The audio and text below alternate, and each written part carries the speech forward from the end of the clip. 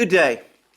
I intend to start this video with an apology. First of all, there's been a number of complaints, entirely justified complaints, about the fact that the sound on some of my recent videos has not been, shall we say, at an optimal level. I can only apologize for this. There's been endless technical problems involving sound. I've acquired various microphones, all of which I've tried to test. There's been issues with the program. I hope that these have been resolved now, and I hope that the sound quality, at least of my voice, is better than it was in more recent videos, and that you can all hear me clearly. The second thing to say is that, unfortunately, as soon as the new microphone was up and running, building works on an enormous scale began in the vicinity of my house from which I record these programs. And I'm afraid from time to time, ambient noise from these building works will probably filter through and get through to you via the enhanced microphone.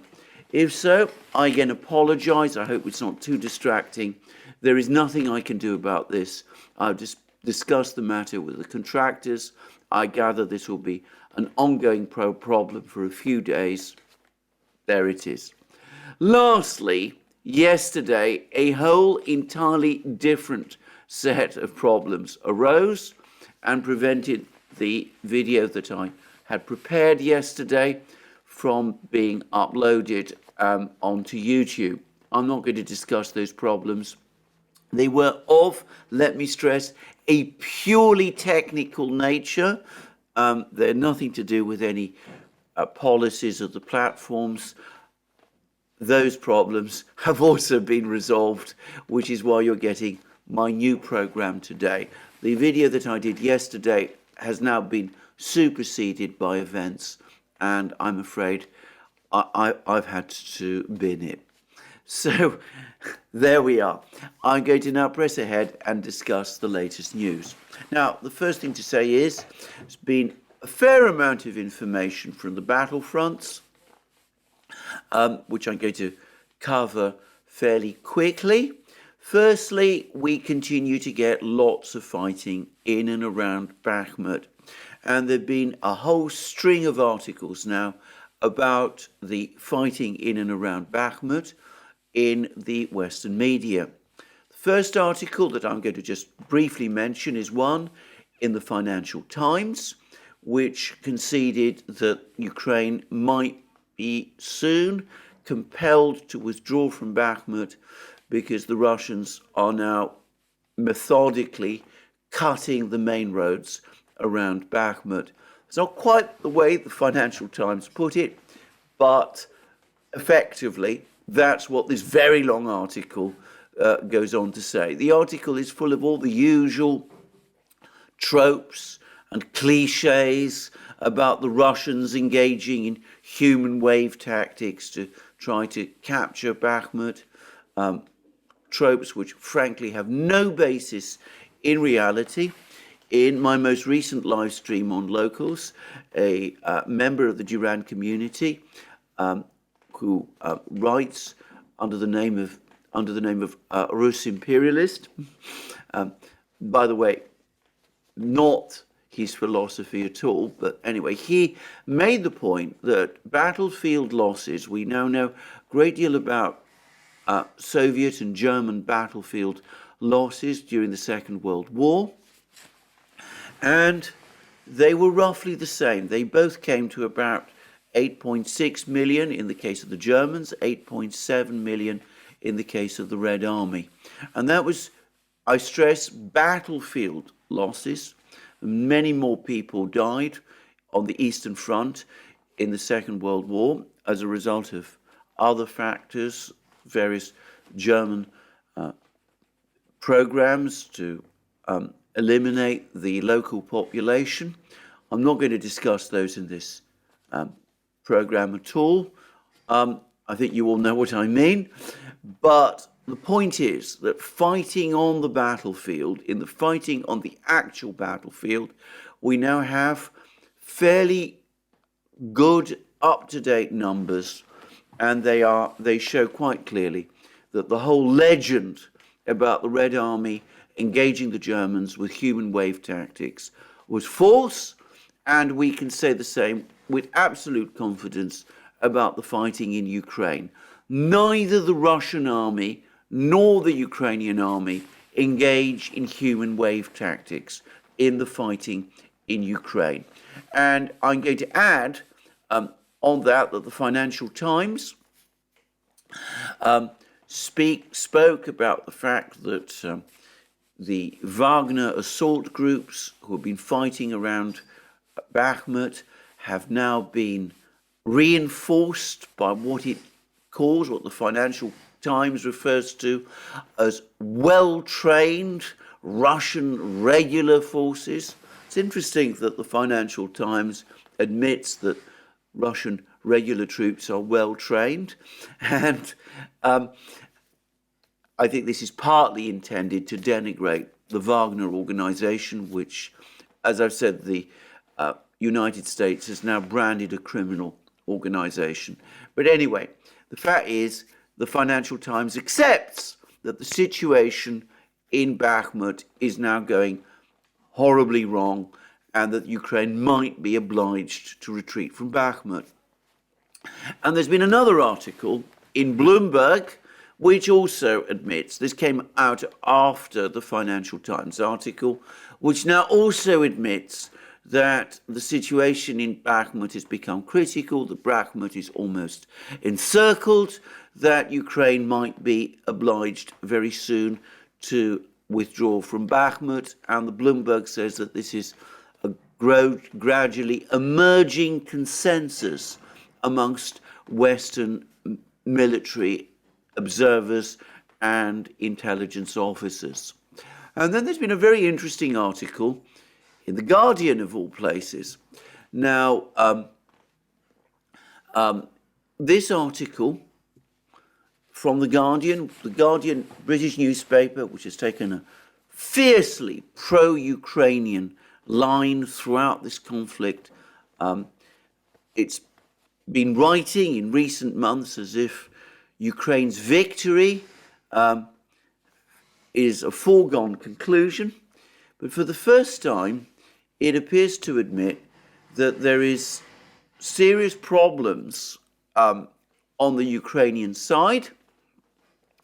It talks about, for example, it's the first admission I've seen, or at least near admission that I've seen, in any Western media outlet, that Ukraine's efforts at mobilization, at further mobilization, at replenishing its losses, are running into all kinds of problems, and that people might be, I've seen photographs and films which appear to show that they are being dragged off the streets to be press ganged into the Ukrainian army. That's not quite what the Guardian says, but it says this: mobilization has stepped up in Ukraine, and there is talk of people being presented with recruitment papers on the streets.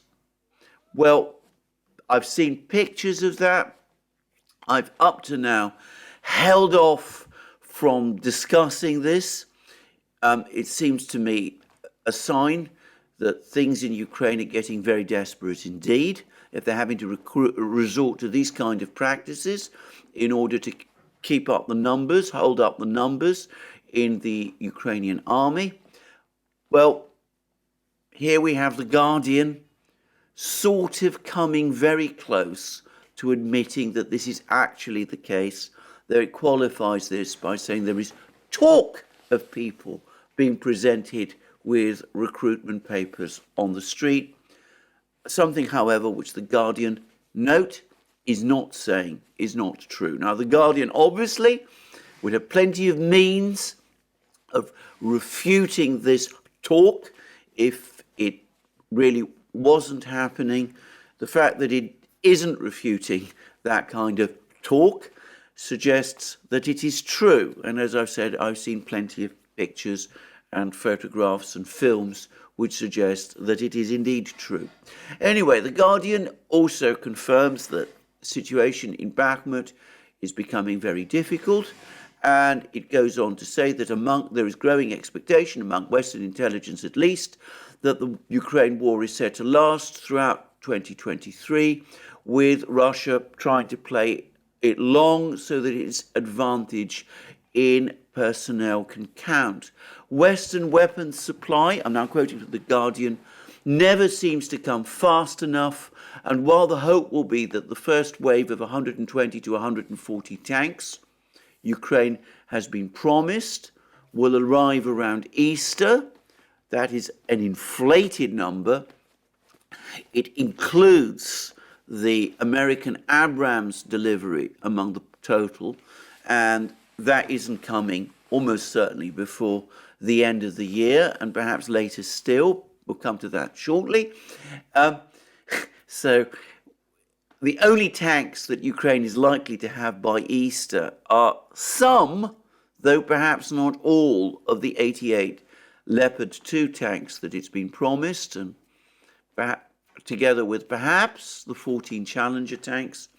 The Guardian goes on to say it could be May or later, and of course it doesn't talk about the training of the troops that are being that would have to operate these Leopard 2s. But then we come to this very interesting section. It says, there is also anxiety in political circles.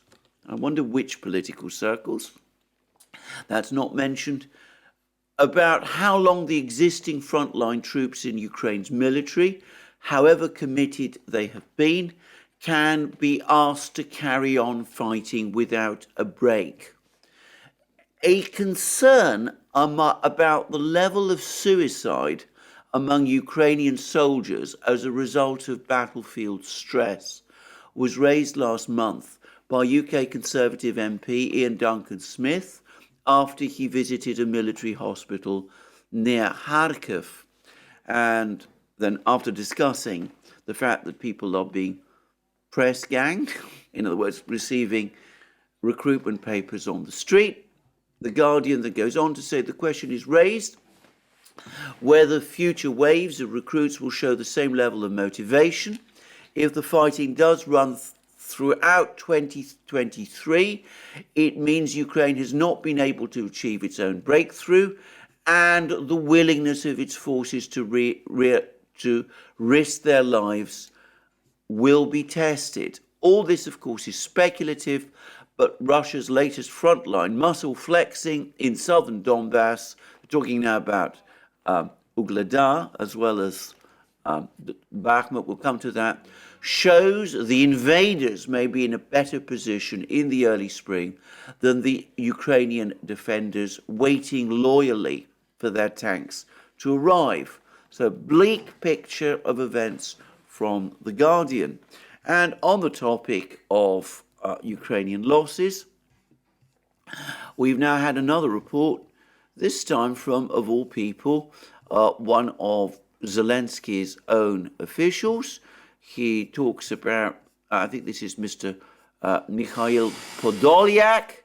He has come out and said that Ukraine has suffered a very heavy cost for trying to hold on to Bakhmut, but we won't actually discuss exactly how great those losses have been.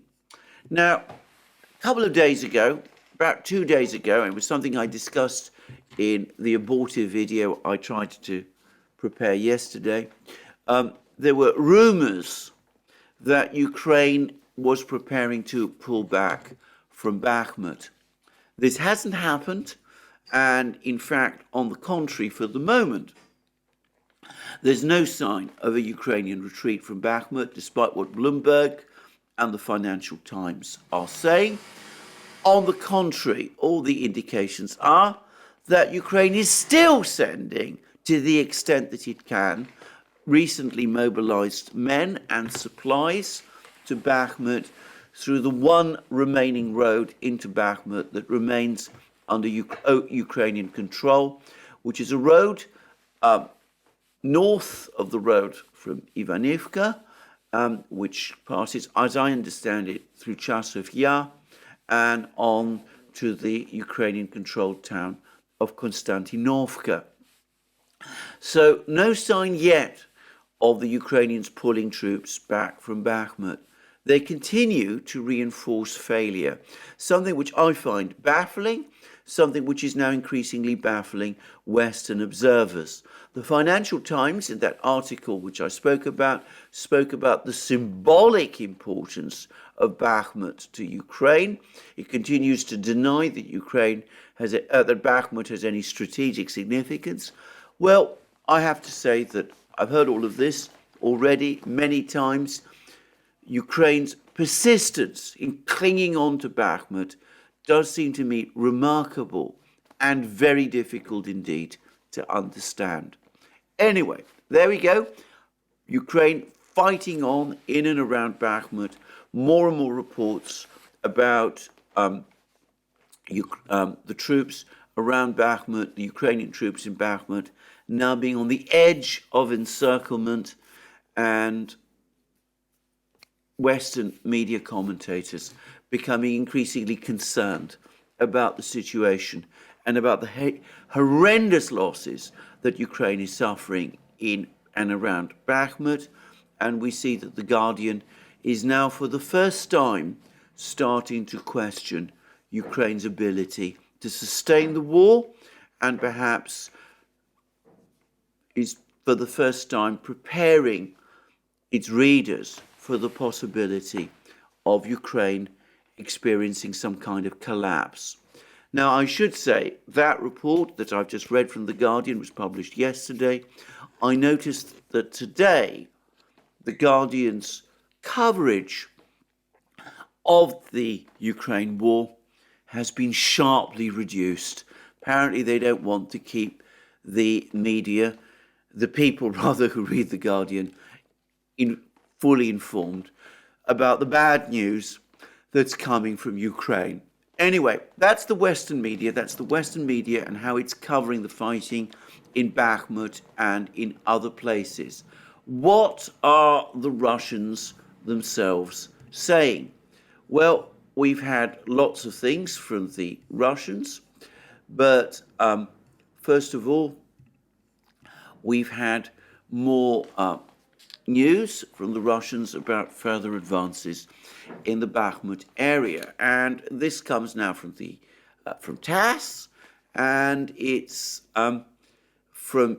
quotes Yevgeny Prigozhin, the head of the Wagner organization, and he says, in the course of the fighting, units of the Wagner private military company took control of the Nikolaevka settlement. It's another village, and we're told that it's 20 kilometers from Bakhmut, and it's near another village which goes by the remarkable name of Sarco and Vanzetti, which the Wagner organization confirmed they'd captured yesterday. Sarco and Vanzetti, for anybody who doesn't know, were two anarchists who emigrated to the United States in the 1920s, where they became involved in some kind of an anarchist group that engaged in various direct action activities, things which involve illegal activities. And there was I think, a failed bank robbery in which Sarco and Vanzetti were accused, this is in the 1920s, of having been involved, and over the course of which someone was killed. And Sarco and Vanzetti were found guilty of the murder of that person and were duly executed. At the time and since, there was enormous controversy about whether Sarco and Vanzetti were actually innocent or guilty of the crime. The case, this is in the 1920s and 1930s, became a massive international cause célèbre, and we see that the Soviet authorities, and specifically the Soviet authorities in Donbass, a coal and steel region in the Soviet Union, as it then was, Eastern Ukraine, as some would say, Western Russia, as others would say. I'm not going to get into the details of this. But anyway, a coal mining region, very, very strongly militant in its left-wing sympathies before and during the Russian Revolution. Anyway, somebody there took it upon them to name a village there after these two Italian anarchists who had been executed in this controversial case in the United States. So that gives you some insight as to the political loyalties of this area, which, by the way, to my knowledge, persist very strongly to this day. So anyway, Sarco and Vicious was captured yesterday. Nikolaevka was captured apparently later in the day, or perhaps early this morning. I'm not absolutely sure. But there's been even another development. Again, all this is in the further area, and we're talking now about areas to the north of Bakhmut, north of Soledar, areas that are closer to Seversk. This is this town, about 10,000 people before the war, which represents the most northern point of Ukrainian defenses in Donbass. There's the so-called Zelensky line. It runs from Seversk in the north, or at least it used to. It ran from Seversk in the north, through Soledar, then through Bakhmut, which is the big fortified linchpin of this defense system, and then arguably continued to run south to Avdiivka, which is this other town, fairly large place, about 35,000 people, near Donetsk city, which is the linchpin of the Ukrainian defenses near Donetsk city. We'll come to all of that in a short time. Anyway, Seversk in the north, because its position has become increasingly precarious since Soledar fell.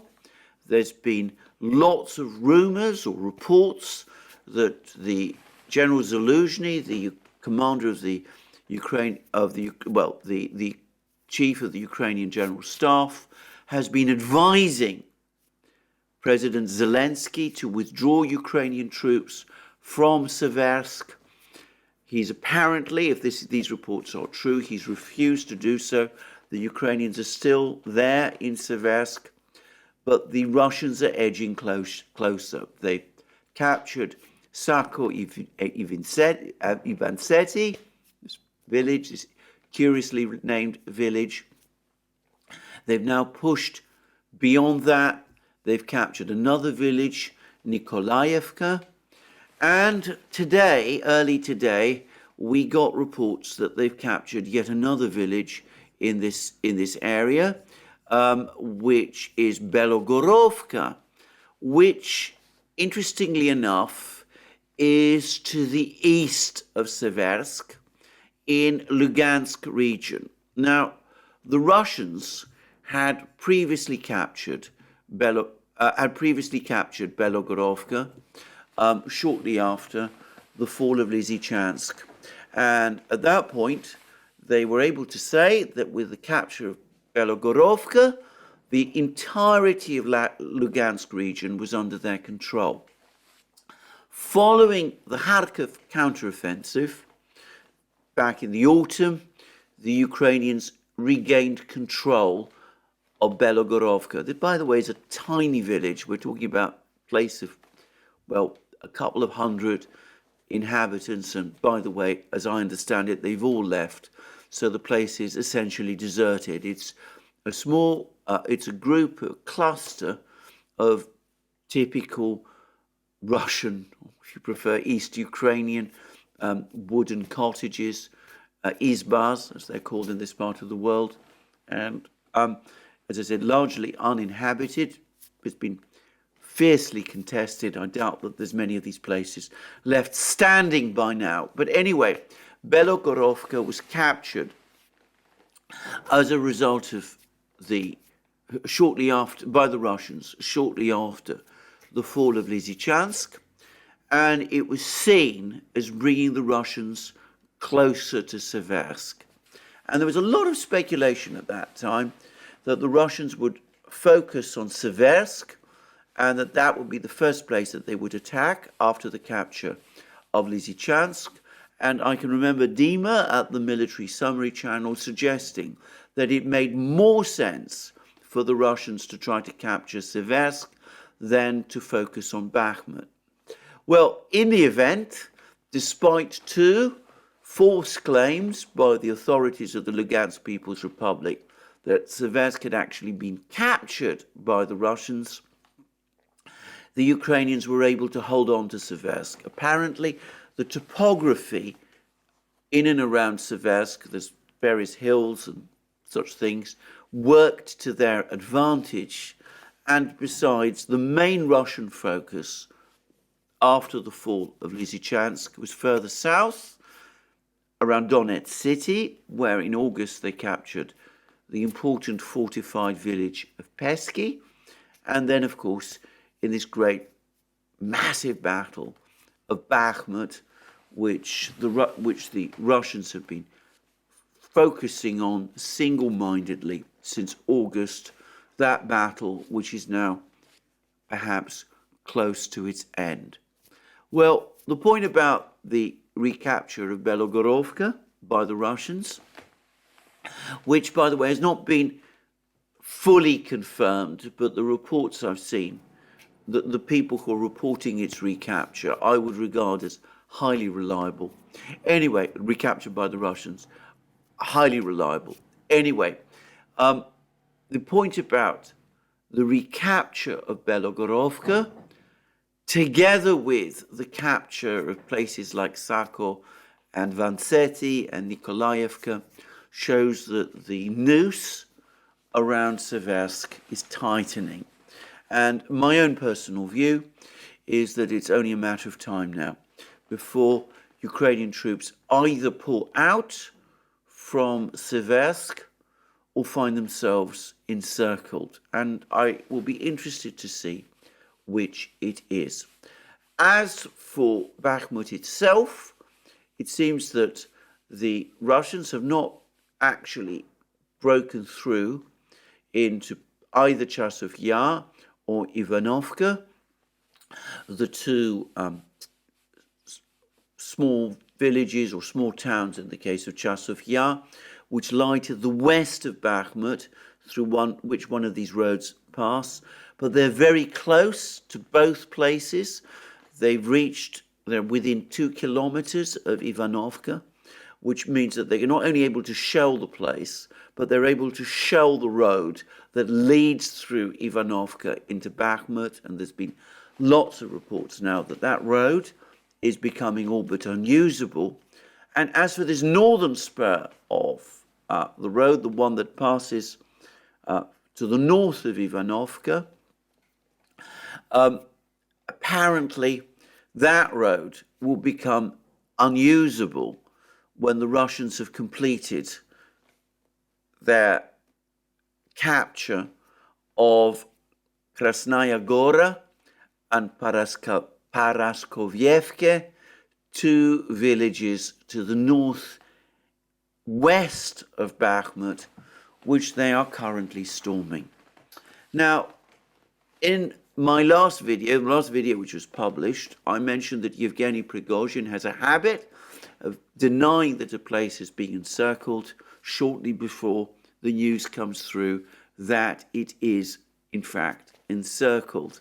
And he does this, in my opinion, in order to make sure that when the confirmation of encirclement finally comes, it comes from him, so that he's able to give his Wagner fighters what he believes to be due credit for their success. And sure enough, as I was making the last video that was published, Yevgeny Prigozhin came out and made that classic statement that he so often makes. He said, he went and said that Bakhmut is not yet encircled, and that when it is encircled, or rather when it falls, he will report that fact to the media. He will be the person to announce it. And that tells me that Prigozhin is now confident that the fighting in Bakhmut is in its last stages, that he believes that Krasnaya Gora and Paraskovyevka are indeed likely to fall. And as I said, I don't know what he's planning exactly with Chasov Yar and Ivanovka. I would have thought he would certainly want to see his fighters capture Ivanovka. But anyway, the road that passes through these places directly into Bakhmut is already regularly shelled by the Russian troops, and their drones are operating over it all the time. So it does seem to me that the fighting around Bakhmut is gradually coming to an end, and we are finally approaching the end of this battle. Anyway, that's all I'm going to say about Bakhmut. There is news from other places. The first is that yesterday, reports started to pour in that the Russians have taken the offensive, or at least undertaken a big advance in the Svatovo-Kremennaya area. Now, this is a complicated area of the conflict zone, in that the Russians appear to have been pushing towards the Oskol River from the north, gradually, slowly towards Kupiansk. They've not made any attempt to storm Kupiansk, but they've been sort of pushing in that direction. Sometimes the Ukrainians push back. Sometimes there's been, a to and fro fighting there. That's to the north of the Svatovo-Kremennaya area.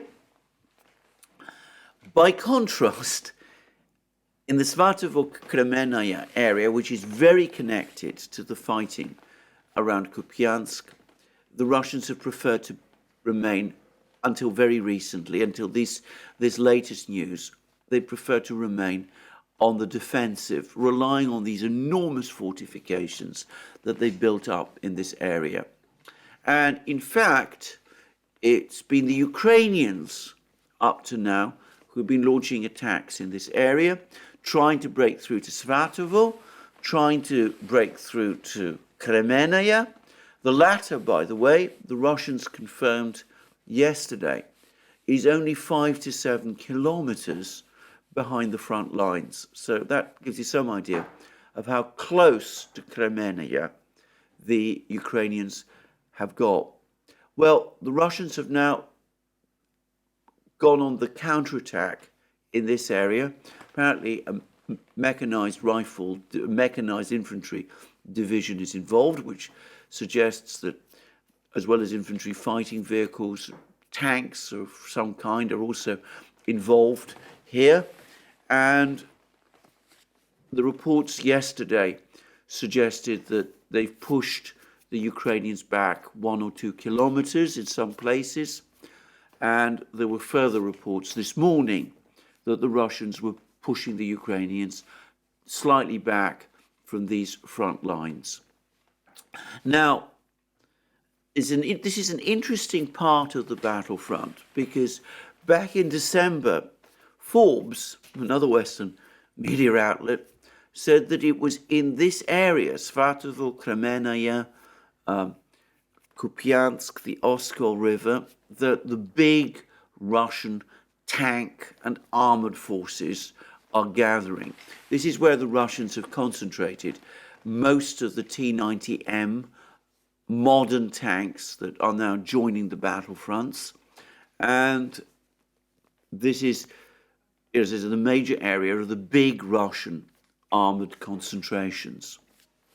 And that does suggest that the Russians see this as a decisive point of the battlefields, though it's not clear whether these big Russian armored concentrations are intended to launch some kind of offensive, or whether they're being prepared in case the Ukrainians were to achieve some kind of breakthrough in this area. Anyway, I just mentioned this because clearly this is an important sector for the Russians. I say that I'm assuming that the information from Forbes was true, and I don't have any reason to doubt it. It is several weeks old, as it was published in December, but I think it's probably still the case. I'm going to come to tank developments shortly after I've completed the summary of the battlefields. So some activity, some important activity going on the Svatovo-Kremennaya front. On the southern front, it's also extremely interesting. The Russians, as we remember, a few days ago, were pushing forward in the Zaporozhye region. They'd reached places like Orekhov and Gulyapolye, and they seem to be advancing along the east bank of the Dnieper River, edging towards Zaporozhye city. Well, the very latest reports that I've heard is that the situation there, along all of these three places, Gulyapolye, Orekhov, and along the east bank of the Dnieper, has gone quiet.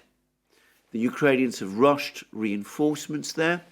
There's some reports, these are very difficult to confirm, that the Ukrainians have even pushed back the Russians in some places, especially around Orekhov and in the area of the east bank of the Dnieper River. But further east in Vuhledar, where the fighting continues, we've now had another report from the Russians, which I'm now going to read. And it says that Russian forces have now cut off several Ukrainian supply routes in Vuhledar, and this is from an official called Igor Kimakovsky, an advisor to Denis Pushilin, who is the acting head of the regional government of the Donetsk People's Republic. He says that several major roads that the enemy uses to deliver ammunition and manpower have been cut off in Vuhledar. And Kimakovsky was quoted as saying that Russian forces are employing the tactics of pincers to surround Vuhledar. Vuhledar is the Russian name for this town, similar to the Ukrainians call it Vuhledar. I will continue to call it Vuhledar whilst it remains under Ukrainian control. And Artyomovsk, he means the city the Ukrainians call Bakhmut. Artyomovsk is the Russian name for it. And Kimakovsky says it is almost done in Bakhmut. It's about to happen, presumably, in and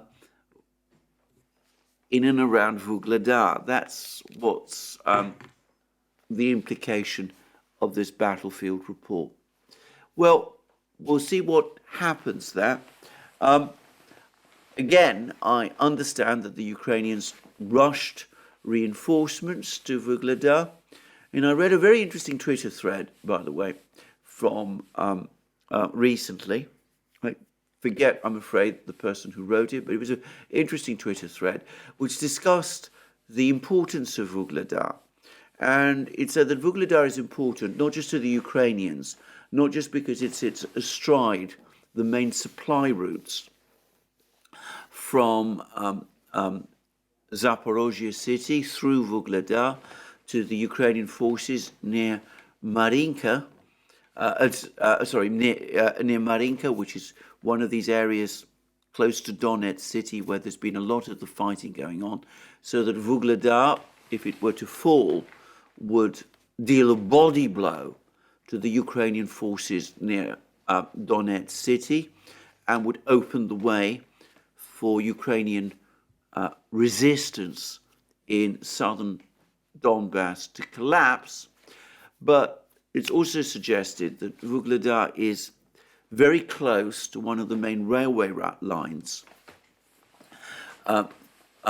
which pass from Donbass and Russia through southern Zaporozhye region and on to Crimea, and that it's difficult for the Russians to fully use this railway until Vuhledar is captured, and that once Vuhledar is captured, Russian logistics in this area would be much simplified, the implication being that this would probably end any prospect of a successful Ukrainian offensive from Zaporozhye city towards the Sea of Azov, the whole cutting off the land bridge idea. So it's an interesting Twitter thread. I don't know whether it's true or not. Again, I reported. It seems plausible to me. It's a sort of good reporting by people who seem to understand the locality, which of course I don't, kind of information which I don't have. This person also said, by the way, that Vuhledar itself is surrounded by what is largely flat, open country, an ideal tank country, easy for the Russians to maneuver around, and that would probably explain why the Russians are gradually edging round Vuhledar in the way that they are, but that Vuhledar itself is a difficult place to capture because it is on high ground and because it consists of high residential apartment buildings which are natural fortresses. And that's entirely consistent with what I've been reading in other reports. And the report also suggested that the Russians miscalculated when they launched their attack on Vuhledar about 2 weeks ago, in that they should have focused on a coal mining, on a section of Vuhledar, which is a sort of coal mine, and that they needed to capture the coal mine. If they were going to capture Vuhledar, well, I don't know whether that's true. That sounds to me like armchair general work, which I'm not going to persist with.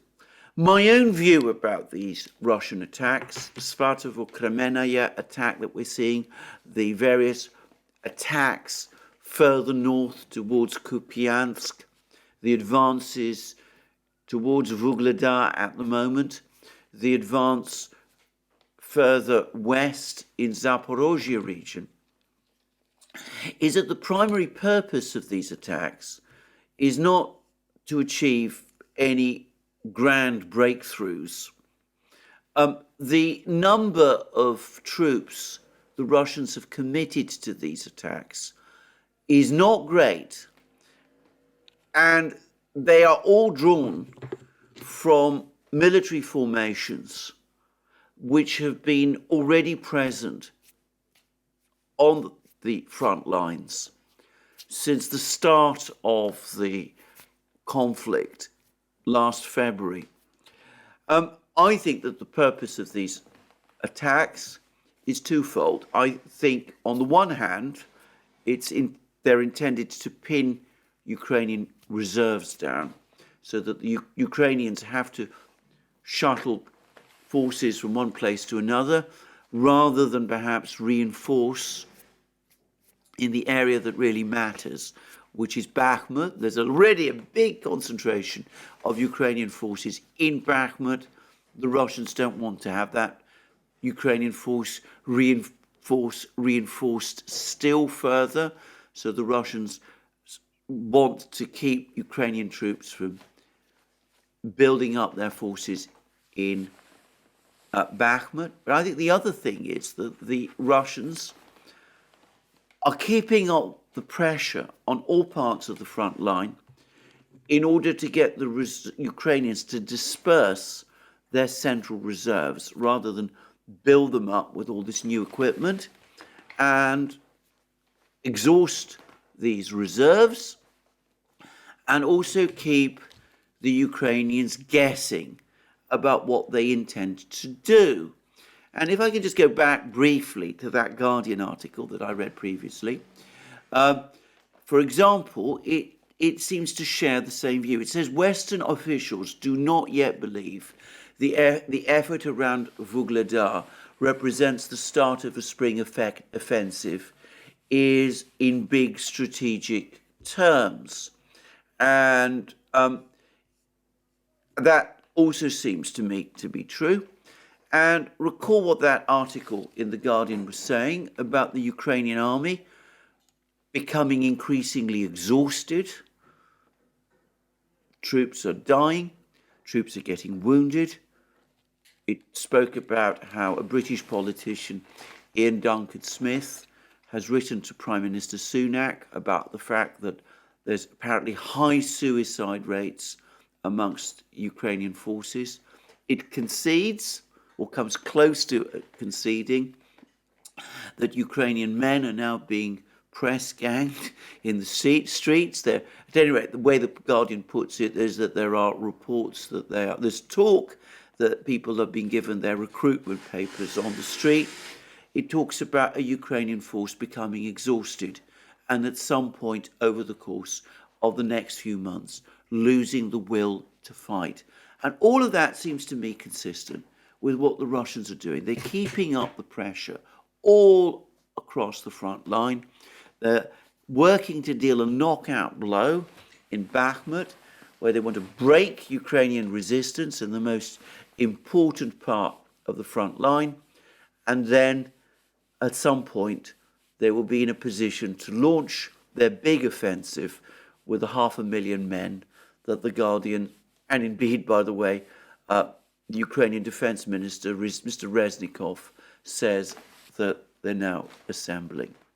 Well, all of it is pretty grim, but it's also perhaps leading to growing doubts in the West. Now, I've discussed this whole disastrous tank saga. The first point to say about it is that The Guardian, I think, talked about 130 to 140 tanks that the Ukrainians might receive by Easter, or more plausibly by May. It seems that the Germans are trying to give the Ukrainians only basic training in how to operate these Leopard 2s, which I think is a cruelty, by the way, but that's another story. Spain is only going to provide a small number of Leopard 2s at the moment. It looks like Ukraine is not even going to get the 88 Leopard 2 tanks that have been talked about by late spring. Given the difficulties in refurbishing these Leopard 2s, might take, well, the early autumn before all 88 of them are delivered. And of course, the danger is that they will be supplied to the Ukrainians in penny packets. A dozen here from Germany, a few here from Poland, some more from Finland, some more from Spain, with more coming later. And that the Ukrainians, under all this pressure they're coming under from the Russians, will throw them into the battle, and that these Leopard 2s will be picked off by the Russians one by one as they come, with the same thing perhaps happening to the Challenger 2s that are also going to be supplied in very few numbers, just 14. And the fact that there isn't a vast stock of Leopard 2s available to send to Ukraine is, to my mind, confirmed by news this morning that the German government has now decided that it's going to send more tanks to Ukraine, but they're not going to be Leopard 2s, they're going to be Leopard 1s. This is the tank that was the main battle tank of the German army before the Leopard 2 appeared in the 1980s. And it's been retired from service with NATO militaries, as I understand it, long ago. And it has a 105mm gun, much less powerful than the guns that modern tanks use today. And apparently there's no ammunition for it. So there's issues and concerns about where to find the ammunition for these Leopard 1s to operate. But assuming that problem is solved, I read on Wikipedia, of all places, this rather alarming comment about the Leopard 1, which, by the way, entered service with the West German military in 1965. It features moderate armour, only effective against low-caliber autocannons. That's presumably cannons of around 30 millimeters and less, and heavy machine guns. Doesn't look like a very survivable tank to me on the Ukrainian battlefields. And I just want to finish off some of the discussions that have been about tanks, because it's now clear that the Russians are stepping up tank production, and it seems that the tanks that are rolling onto the battlefields from the Russian factories, primarily Ural Vagon Zavod in Nizhny Tagil in the Urals, but let me stress that is not the only tank factory in Russia.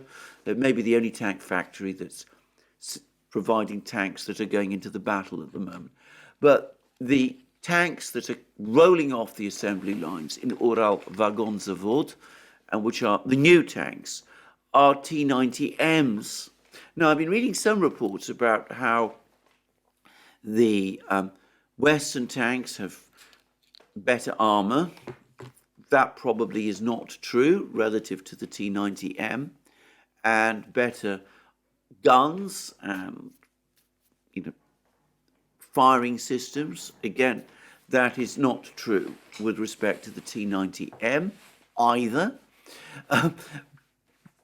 But I've also, perhaps more interestingly, been reading that the automotive components of Western tanks are superior to those of the T-90, that the T-90 doesn't have the kind of gearboxes that enable it to reverse as quickly and as efficiently as Western tanks, and that it's more difficult to operate because it uses levers instead of steering wheels and all those sort of things. Now, the thing to understand is that there are several iterations of the T-90 tank. The T-90M, which we're talking about, does, from what I've learned, have the same kind of gearbox that Western tanks do, and it does also use a steering wheel instead of levers. So, and it also has a much more powerful engine than some of the early iterations of the T-90. So just to clarify those points. Now, of course, there are many, many more T-72s in the Russian military than there are T-90 tanks. But bear in mind that if we're talking about the T-90Ms, it's likely that the total number of T-90Ms that the Russians are sending to the military, and which perhaps they have already deployed in the battlefield, probably already exceed the total number of Western main battle tanks that have already been committed to the battlefield. And if we're talking about Leopard 1s as being the tank that's going to be supplied to Ukraine in the future, well, I don't think anybody would seriously dispute that the T-90M is a much superior battle tank to the Leopard 1. Anyway, that's all I'm going to say. I'm not an expert on tanks. Others are. I am interested in the topic of tanks, as others are too. But, that's just an update about them, about the tanks. I think it's a misconception that Western tanks are going to change the nature of the battlefields and that they're superior to the Russian tanks. There are many types of Russian tanks operating in Ukraine, or at least on the battlefronts. And the most modern of these are at least comparable to Western main battle tanks, or so it seems to me.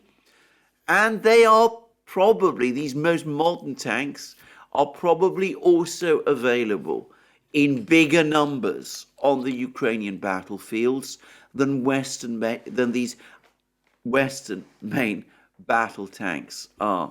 So not only is Ukraine going to be outmatched in total numbers of battle tanks, with the Russians having vast numbers of T-72s, which are being, modernized as well, but in the level of the most up-to-date battle tanks, the Russians probably have more of those also. Anyway, that's another story. The more important thing is that we've now had these three reports that have come out from Washington, D.C. The Rand Corporation report, which I've discussed at length, which tells us that it's most unlikely that Ukraine can recapture Crimea. It's most unlikely that Ukraine can win the war on the kind of terms it's been talking about. There's a real possibility that the Russians might achieve battlefield gains, and that it is very much contrary to the United States' interests for the war to continue for very much longer, and that the United States needs to avoid a prolonged war. And that Rand Corporation report, as I've said, I think probably reflects the views of the high command of the American uniformed military, the Joint Chiefs of Staff. They want to focus on China and the coming conflict there. They don't want to get bogged down and see their precious ammunition stocks whittled down and depleted because of an overcommitment to Ukraine. And there's been the second report from the CSIS talking about the rundown in American weapon stocks, the depletion of ammunition, of other weapon systems, and the enormous struggle that the MIC, the military-industrial complex, in its present form, would have to make up the difference. And the fact that the military-industrial complex in the United States needs a major refit, costing billions of dollars, in order to be able to sustain this kind of modern combat. And that's going to obviously take time, and that time is not available at the moment in terms of the Ukrainian conflict, and that the United States perhaps ought to reconsider, therefore, its commitment to the Ukrainian conflict. And thirdly, we've had the report from the International Monetary Fund, reflecting what I suspect is the opinion of the financial elite, the Federal Reserve Board, the big New York banks, the people who run money, in other words. They've revised their views about the Russian economy. They expect it to achieve growth this year. They don't believe, clearly, that Russia is about to run out of money or about to collapse economically, all those optimistic predictions that were being made a year ago, that under the sanctions, the Russian economy would implode. Russia, therefore, is in a position to continue to conduct a prolonged war. And we saw in The Guardian the growing alarm that the Russians are indeed aiming for a long war, and that is going to exhaust Ukraine. Well, I think that there's now clearly an internal debate of some kind going on in the United States. And there's been a very interesting article in Politico. And the article in Politico tells us this: Ukraine can't, this is the headline, Ukraine can't retake Crimea soon, Pentagon tells lawmakers in a classified briefing. And we're told that the House Armed Services Committee was briefed by a group of officials from the Pentagon. They apparently advised the Armed Services Committee that there's little prospect of Ukraine being able to capture Crimea. It seems to be the gradually emerging consensus amongst the military intelligence community in the United States and in the West, though I want to say a little bit more about that in a moment. But then there was a very interesting series of comments by the chair of the House Armed Services Committee, Mike Rogers. And he's quoted by Politico as saying the following. He said, the war needs to end this summer. Notice the word needs. And he says that there's a school of thought, this is Rogers speaking, that Crimea's got to be part of it. Russia is never going to quit and give up Crimea. And Putin has got to decide what he can leave with and claim victory. What is doable? And I don't think that's agreed upon yet. So I think there's going to have to be some pressure from our government and NATO leaders with Zelensky about what does victory look like. And I think that's going to help us more than anything be able to drive Putin and Zelensky to the table to end this thing this summer. Now, I've been told by someone who is very well informed about this thing that there's a split in the intelligence community. There's some who continue to drink delusional Kool-Aid, still talk about Ukraine winning a victory, who remain optimistic about Ukraine's prospects, deluded, if you like, in my opinion, about Ukraine's prospects, and who are still peddling this kind of thing to Western leaders. And there's another more realist school that's starting to understand that this thing is going horribly wrong, that Ukraine can't retake Crimea, that it's actually losing the war, that it is indeed being ground down, as that Guardian article said, and that, frankly, the prospects for Ukraine are bleak. And obviously, the Rand Corporation CSIS reports reflect the thinking of this body of people. And as Mike Rogers says, they don't want this war to go on much longer. It's weakening the United States' military position in the Far East as weapons needed to deter, if you prefer, or confront, if you prefer, China are being sent instead to Ukraine. And by the way, it's not only the United States that finds itself in this position. I've talked previously about the dire condition of the German military, the dire condition of the British military. There's a report this morning that with the British government's decision to send another 30 self-propelled 155mm howitzers to Ukraine, the British military now no longer has 155mm self-propelled howitzers. It's given them all away, all its operational howitzers to Ukraine, which is astonishing.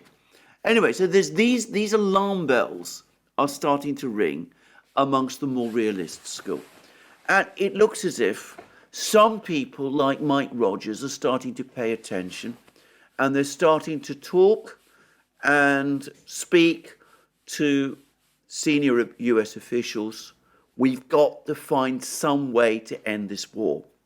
And Rogers, of course, is very careful what he says, but the way he's been quoted by Politico, it looks as if he's telling the US government, well, it looks as if Crimea is out of reach.